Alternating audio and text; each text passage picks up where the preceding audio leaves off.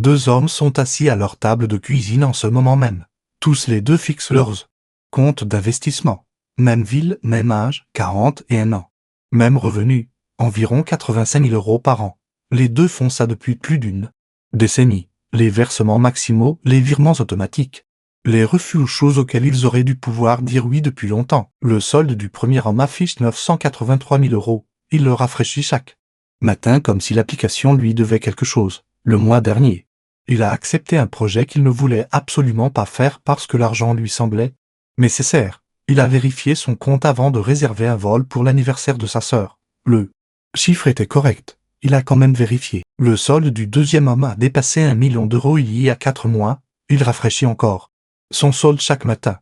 Mais quelque chose est différent. Quand les marchés ont chuté de 4% le mardi dernier, il a regardé, haussé les épaules et préparé son café en septembre.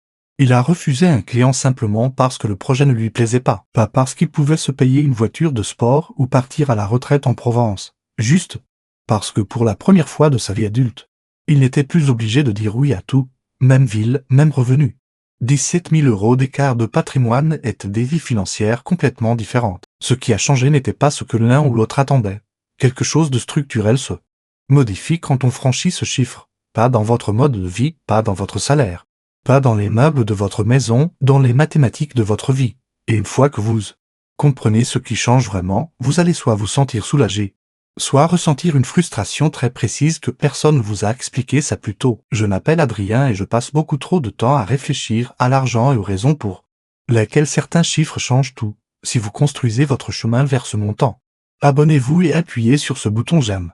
Parce qu'au jour nous analysons exactement ce qui change réellement quand vous atteignez 1 million d'euros de patrimoine net. La plupart des gens qui construisent leur chemin vers 1 million d'euros vivent dans une tension financière de fond très spécifique. Ce n'est pas la pauvreté, pas même proche, mais c'est ce calcul de fond constant qui ne s'arrête jamais complètement, c'est vérifier votre compte avant de dire oui aux vacances, pas parce que vous ne pouvez pas vous le permettre, mais parce que vous devez confirmer que vous le pouvez. C'est faire des calculs mentaux un dimanche soir pour savoir si ce mois-ci vous maximisez enfin le là ou si la facture d'entretien de la voiture va engloutir ça. C'est la légère pause avant de commander le plat le plus cher du menu. Pas parce que 4 € comptent, mais parce que c'est là que vit l'habitude de surveiller. Il y a un plafond sur vos décisions que vous avez arrêté de remarquer parce que vous vous êtes cogné dessus toute votre vie adulte. Vous ne prenez pas l'emploi moins bien payé qui vous enthousiasme parce que le calcul du risque ne passe pas. Vous dites oui à des choses que vous préféreriez refuser parce que la marge financière pour dire non n'est pas encore arrivée. Voilà ce que personne ne vous dit assez clairement. Il existe un chiffre précis auquel ce calcul de fond devient silencieux. Pas pour toujours, pas complètement. Mais de façon perceptible. La première chose qui change à 1 million d'euros. Ce n'est pas votre vie, c'est le plafond. Le mot millionnaire a tellement perdu de son sens qu'il me fait presque plus effet. Regardons ce que disent les données réelles. Atteindre 1 million d'euros de patrimoine net vous place approximativement au 88e ou 89e percentile des ménages français. Le 1% supérieur commence autour de 10 à 12 millions d'euros. Donc 1 million n'est pas la ligne d'arrivée, mais c'est réel et c'est rare. Le patrimoine net médian d'un ménage français est d'environ 160 000 €. Vous auriez plus de 6 fois ça. L'âge moyen d'un millionnaire français est de 63 ans. Seulement, environ 2% des millénials ont franchi ce seuil. Et voici la partie qui surprend généralement les gens. Une étude nationale sur les millionnaires a interrogé plus de 10 000 personnes qui sont arrivées là. 79% n'ont reçu aucun héritage. Un tiers n'a jamais gagné 6 chiffres en une seule année. Les 5 premières professions: ingénieurs, comptables, enseignants, managers, avocats. Pas des gérants de fonds spéculatifs, pas des fondateurs de start-up tech. Pas des gens qui ont eu de la chance avec la crypto. Des enseignants. Et 75% ont déclaré que leur richesse venait d'une seule chose, un investissement régulier et cohérent sur une longue période, juste la machine qui tourne tranquillement en arrière-plan pendant qu'ils vivaient leur vie. Voilà le secret que personne ne vous crie assez fort. Voici la chose la plus importante à comprendre sur le fait d'atteindre 1 million d'euros en actifs investis, à un rendement annuel moyen de 10% grosso modo, ce que le CAC 40 a historiquement livré. Un portefeuille d'1 million d'euros génère 100 000 € par an. Rendement moyen 100 000 € par an, c'est plus que le revenu médian d'un ménage français. Votre portefeuille, assis là, sans nécessiter une seule heure de votre temps, gagne plus par an que la plupart des familles françaises le rapportent à domicile grâce à un travail à plein temps. Le chiffre sur votre compte est maintenant plus productif que vous. Ça devrait être soit profondément motivant, soit légèrement insultant. Selon ce que vous pensez de votre carrière, comparez ça où vous étiez avant, à 100 000 € de patrimoine net. Les mêmes 10% génèrent 10 000 € par an, à 500 000 €.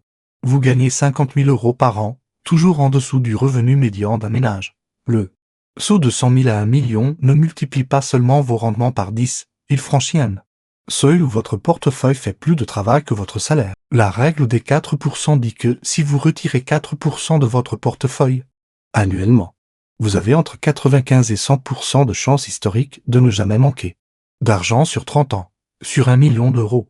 Ça représente 40 000 € par an sans lever le petit doigt. Pas un yacht, pas un chalet à Megève, mais aussi plus vérifier votre compte avant de dire oui au vol d'anniversaire. C'est la vraie valeur, pas le luxe, mais la liberté précise vis-à-vis de l'anxiété financière de fond que la plupart des gens portent chaque jour de leur vie adulte, et un chercheur a trouvé quelque chose d'encore plus remarquable. Dans le scénario historique médian, après 30 ans de ses retraits de 40 000 €, le portefeuille n'approche pas zéro. Il finit à 2,8 fois le montant de départ. Les mathématiques ne font pas que vous soutenir, elles grandissent plus vite que vous ne pouvez les retirer. Charlie Maget a dit « Les premiers 100 000 € sont une galère. Mais il faut le faire. » Il avait raison que 100 000 € est le premier vrai point d'inflexion. Mais 1 million d'euros est l'endroit où l'accélération devient vraiment difficile à croire. Rencontrez Mathieu, il a 41 ans. Il épargne 2 200 € par mois depuis la majeure partie de sa vie active, à un rendement réel de 7%. Il lui a fallu environ 15 ans pour atteindre 1 million d'euros. 15 ans de discipline, de refus d'acheter les SUV. 15 ans. Garder exactement le même taux d'épargne et le même rendement. Combien de temps faut-il pour le deuxième million? Environ 6 à 7 ans. Le troisième 4 à 5 ans. Un membre de Bogleray France a documenté avoir atteint 1 million en 2010, 2 millions en 2013, 3 millions en 2015. Même revenu. Même contribution. La machine tourne juste plus vite à mesure qu'elle grossit. Voici les mathématiques qui rendent cela concret. Le portefeuille de Mathieu gagne maintenant 100 000 € par an à 10%. Il contribue 26 400 € depuis l'épargne. Ses contributions représentent maintenant moins d'un quart de la croissance totale du portefeuille. Pour égaler ce que son million rapporte grâce à l'épargne seule, il devrait mettre de côté 8 300 € chaque mois. La plupart des gens ne peuvent pas faire ça. Mais le portefeuille le fait automatiquement chaque mois. Que Mathieu fasse attention ou non, quand Mathieu a vérifié son compte ce mardi matin et vu 7 chiffres pour la première fois, il s'attendait à ressentir quelque chose de différent, plus confiant, plus certain. Une sorte d'arrivée. Ce qu'il a réellement ressenti, il l'a décrit comme le bruit de fond baissé un peu, pas coupé, juste plus bas. Et si vous avez fait tourner ce bruit toute votre vie financière adulte, ce n'est pas rien. Parlons maintenant des avantages pratiques que la plupart des gens n'ont. Je n'y ai jamais entendu parce que le secteur financier fait un travail remarquable pour garder ces outils invisibles. Premier avantage, le statut d'investisseur accrédité. L'AMF définit un investisseur accrédité comme quelqu'un avec un patrimoine net de plus d'1 million d'euros hors résidence principale. Franchissez ce seuil et vous débloquez le private equity, le capital risque, les fonds alternatifs, les syndications immobilières privées et les investissements pré-IPO. En France, seulement 19% des ménages sont qualifiés. L'AMF a essentiellement décidé que si vous avez moins d'1 million d'euros, vous n'êtes pas assez sophistiqué pour accéder aux investissements qui pourraient vous aider à construire 1 million d'euros. L'ironie est hermétique et je soupçonne qu'elle est entièrement intentionnelle. Voilà comment fonctionne vraiment l'éducation financière dans ce pays. Deuxième avantage, la ligne de crédit adossée à des titres. C'est ainsi que les riches accèdent aux liquidités sans vendre des investissements et déclencher des impôts sur les plus-values. Avec 1 million d'euros dans un compte de courtage, vous pouvez emprunter 50 à 95% de cette valeur à des taux compétitifs avec les prêts immobiliers. Aucune plus-value déclenchée. Les investissements restent sur le marché. Vous avez probablement entendu parler de la stratégie des ultra-riches appelée acheter, emprunter, transmettre, qui ressemble à un manuel de développement personnel pour sociopathes. Mais est en fait juste la façon dont les riches évitent légalement de déclencher des plus-values. Toute leur vie, la ligne de crédit adossée à des titres est le mécanisme qui l'a fait fonctionner. Troisième avantage, la banque privée, conditions de prêt préférentiels. Frais supprimés et accès à des investissements que les clients de détail ne peuvent pas toucher. Tout ça se débloque entre 500 000 et 1 million d'euros dans la plupart des grandes institutions françaises. Quatrième avantage, les stratégies fiscales. Les fonds de dotation conseillés par les donateurs, les échelles de conversion PRA-PM, La récolte de pertes fiscales à une échelle significative. Rien de tout synthé exotique. C'est juste la boîte à outils normale que chaque personne riche. Utilisez que personne ne vous explique jusqu'à ce que vous ayez déjà l'argent pour en avoir besoin. Ce qui vous dit beaucoup sur la façon dont l'éducation financière dans ce pays fonctionne. Réellement. Et c'est une honte que personne ne vous en parle avant. Donc, basé sur tout ce que je viens de vous dire, franchir 1 million d'euros devrait se sentir incroyable, digne d'une célébration. Se réveiller différent, appeler ses parents. Incroyable, et voilà où la recherche détruit complètement cette attente. Seulement 36% des millionnaires français se considèrent riches. Une étude a trouvé que près des 2/3 des personnes qui ont franchi le million ne se considèrent pas riches. Une autre étude a trouvé que 42% des personnes avec en moyenne 3,5 millions d'euros en actifs investissables ne se sentaient pas riches et disaient avoir besoin de 7,5 millions avant de commencer à se sentir ainsi. Les buts ne cessent pas de bouger juste parce que vous marquez. Une enquête sur la richesse moderne a trouvé que les Français pensent avoir besoin de 2,1 millions d'euros pour se sentir riches en 2025, contre 1,7 million en 2021. L'inflation explique une partie de ça. 1 million d'euros en 1990 avait le pouvoir d'achat d'environ 2,5 millions aujourd'hui. Mais beaucoup tient à la comparaison sociale. Plus vous devenez riche, plus les gens autour de vous ont tendance à devenir riches, et le cerveau humain ne s'arrête jamais de comparer. Un psychologue financier étudie les scripts monétaires des croyances profondément ancrées sur l'argent formé dans l'enfance qui persistent quelle que soit la situation financière réelle.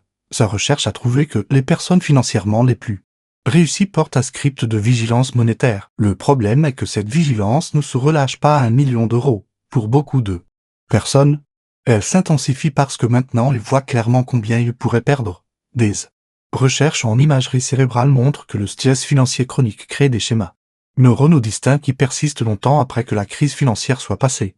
Vous n'activez pas un interrupteur. La recherche sur le bonheur a traversé une révision publique en 2023 qui mérite d'être connue. L'étude originale de 2010 disait que le bien-être émotionnel plafonnait à 75 000 euros de revenus. C'était le titre pendant une décennie. Ensuite, une étude plus précise a trouvé que le bonheur continue d'augmenter bien au-delà de ce seuil. Les deux chercheurs ont collaboré et publié une réconciliation conjointe pour environ 80% des personnes. Le bonheur continue d'augmenter sans plafond jusqu'à au moins 500 000 euros par an pour les 15 à 20% les plus malheureux. Il plafonne effectivement autour de 100 000 euros, mais parce que ces personnes font face à des misères que l'argent ne peut pas régler, deuil, dépression, problèmes relationnels graves, que change réellement 1 million d'euros psychologiquement, pas le plaisir, pas l'excitation, le soulagement. Des chercheurs de Princeton ont trouvé que la sécurité financière, le sentiment que ce que vous avez ne vous sera pas retiré était le plus grand moteur de satisfaction de vie, pas la richesse elle-même, la sécurité. Matthieu, 4 mois après le seuil, l'a dit simplement. La nuit où il a franchi 1 million d'euros. Il s'était endormi à une heure normale et n'a pas fait de calcul dans sa tête. Il s'était endormi. Sans les calculs. Après 20 et quelques années de calcul. Il a dit que ça lui semblait plus significatif que n'importe quel chiffre sur n'importe quel écran. Voilà la vraie valeur de ce million. Voici la partie que la machine de contenu sur l'indépendance financière a tendance à discrètement passer. La gestion de patrimoine devient dramatiquement plus complexe à 1 million d'euros. En dessous de ce seuil, les finances personnelles se résument essentiellement à 3 choses: dépenser moins que vous gagnez, investir la différence dans des fonds indiciels, ne rien faire de stupide. Au-dessus d'1 million, vous avez besoin d'une localisation d'actifs fiscalement efficace, d'un séquençage de retrait, de stratégie de conversion PEA, de planification successorale, d'une couverture d'assurance à l'échelle, et vous avez besoin d'une équipe, un conseiller financier en honoraire, un expert comptable spécialisé dans les situations patrimoniales, un notaire spécialisé en succession. Les frais professionnels coûtent plus par an que beaucoup de gens épargnent annuellement. Une simulation de Monte-Carlo a trouvé une probabilité de 44% qu'une personne qui atteint 1 million d'euros finisse sa vie dans la pauvreté. Ce n'est pas une faute de frappe. Le gonflement du mode de vie, de mauvaises stratégies de retrait et de mauvaises décisions depuis une position de fausse sécurité peuvent défaire des décennies d'accumulation. Les données montrent que 40% des personnes gagnant 500 000 euros ou plus par an vivent de chèque de paie en chèque de paie. Voici la version honnête de ce que disent les données. Ce qui change à 1 million d'euros, les mathématiques basculent complètement. Des portes pratiques s'ouvrent qui sont inaccessibles en dessous de ce seuil. Votre relation avec le risque de carrière se transforme parce qu'un Inconvénient borné est que nous rend chaque expérience survivable, et si vous l'utilisez correctement. Achetez de l'autonomie, rachetez du temps. Déléguez ce qui vous épuise. La recherche dit constamment que ça améliore votre expérience quotidienne d'être en vie. Mathieu a franchi 1 million d'euros il y a 4 mois. Il travaille encore. Vérifie encore son solde la plupart des matins. Pense encore à l'argent plus qu'il ne le voudrait. Mais le mois dernier, son employeur a poussé un projet qui aurait consumé 6 week-ends d'affilée. Il y a 3 ans. Il aurait dit oui et se serait en silence pendant 6 week-ends. Il a simplement dit non. Et puis il est rentré chez lui un vendredi après-midi pour la première fois depuis longtemps avec rien. Qu'il redoutait le lundi. Voilà ce qu'achète vraiment 1 million d'euros. Pas le yacht. Pas la villa en Provence. Le vendredi après-midi où vous ne redoutez rien le lundi.